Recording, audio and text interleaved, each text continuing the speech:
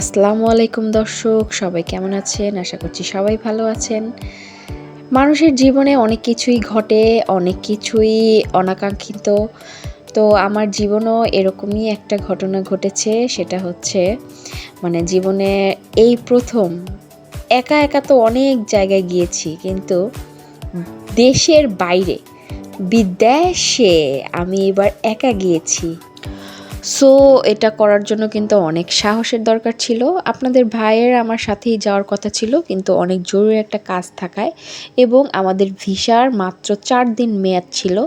এরপরে আর যাওয়া সম্ভব না। এই কারণে আমি আমার মেয়েকে নিয়ে চলে গেলাম কলকাতার উদ্দেশ্যে। তো এই দেখেন, এই যে বাসের মধ্যে বসে আছি আর এই যে পদ্মা সেতুর ভিউগুলো দেখছিলেন। আসলে খুবই ভালো লেগেছে। এই যে পদ্মা সেতু পার হচ্ছি, পদ্মা সেতু খুবই সুন্দর একটা দৃশ্য। অনেক সময় লাগে পদ্মা সেতু পার হইতে। তো পদ্মা সেতু পার হয়ে আমরা বেনাপোলের উদ্দেশ্যে রওনা হয়ে, তো এখন আবার নতুন নিয়ম হচ্ছে, ওই বেনাপোল যেই বর্ডারে গিয়ে বাসটা যাইতে দেয় না, একটু দূরে নামায় দেয়, ওইখান থেকে আবার অটো করে যেতে হয়। এই যে আমি আর নাহিন অটোতে আছি, দেখেন না কত মজা করতেছি। আর ভিউগুলা, যে আশপাশের ভিউগুলা খুবই খুবই সুন্দর ছিল এবং হঠাৎ করেই ডিসিশন হয়েছিল যাওয়ার। তো আমি খুব টেনশনে ছিলাম যে আমি 6টার আগে বর্ডার ক্রস করতে পারবো কিনা। তো আলহামদুলিল্লাহ, এই যে দেখেন আমি বাংলাদেশ বর্ডার ক্রস করেছি। প্রায় তখন কটা 4:30 বাজে। তো 4:30 5টার মধ্যে আমি ইন্ডিয়ান বর্ডারও ক্রস করে ফেলেছি। এই যে দেখেন, 2 হাতে 2টা লাগেজ নিয়ে আমি চলছি। তো আলহামদুলিল্লাহ, রাস্তায় কোনো সমস্যা হয়নি। খুবই সুন্দরভাবে আমি আমার মেয়েকে নিয়ে রাস্তা পার হয়ে আসলাম বাংলাদেশের বাইরে। তো অনেক জায়গায় তো একা একা যাই, বাট দেশের বাহিরে একা নিজের মেয়েকে নিয়ে যাওয়াটা, এটা কি বলবো, এটা অনেক সাহসের ব্যাপার। আমি একজন সাহসী মেয়ে।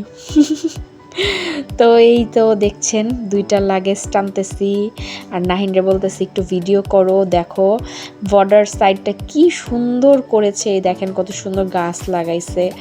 তো আমরা বর্ডার পার হয়ে এই যে উঠে গেলাম মেট্রো রেলে।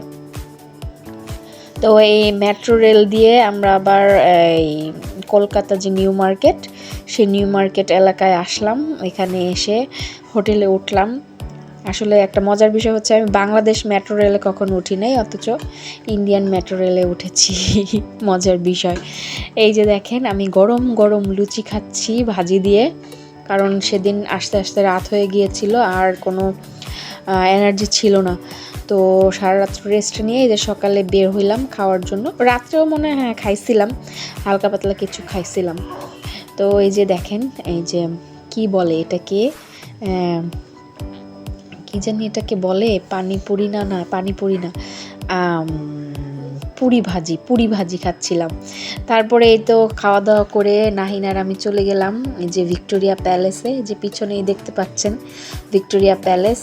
তো আমি আর নাহিন ভিক্টোরিয়া প্যালেস একটু ঘোরাঘুরি করলাম, ভালোই লাগলো।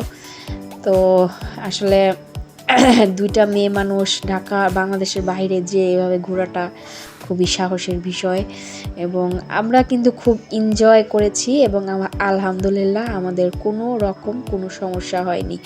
এই যে দেখেন আমি সেলফি স্টিক নিয়ে ঘুরছি। তারপরে এই যে এই জায়গাটা, এটা নাকি একটা চার্চ ছিল। সরি, আমার একটু ঠান্ডা সমস্যা।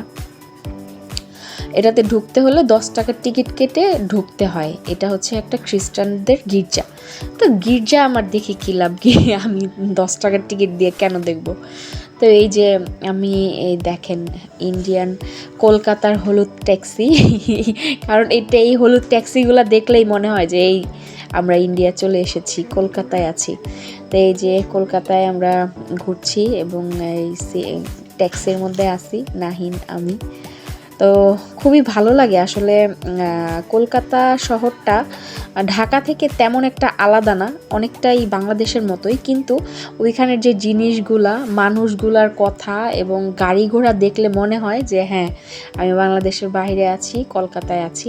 এবং তখন তাদের পূজা ছিল, এই যে দেখেন কি সুন্দর, রাস্তার পাশে তারা অস্থায়ী মণ্ডপ করে পূজা করছে। সো আল্লাহর রহমতে খুব ভালোভাবে গিয়েছি এবং বাংলাদেশে আবার ভালোভাবে ফেরত এসেছি আপনাদের দোয়ায়। তো ছোট্ট একটা ব্লগ করলাম, সবার কেমন লাগলো একটু জানাবেন। সবাই ভালো থাকবেন। আল্লাহ হাফেজ।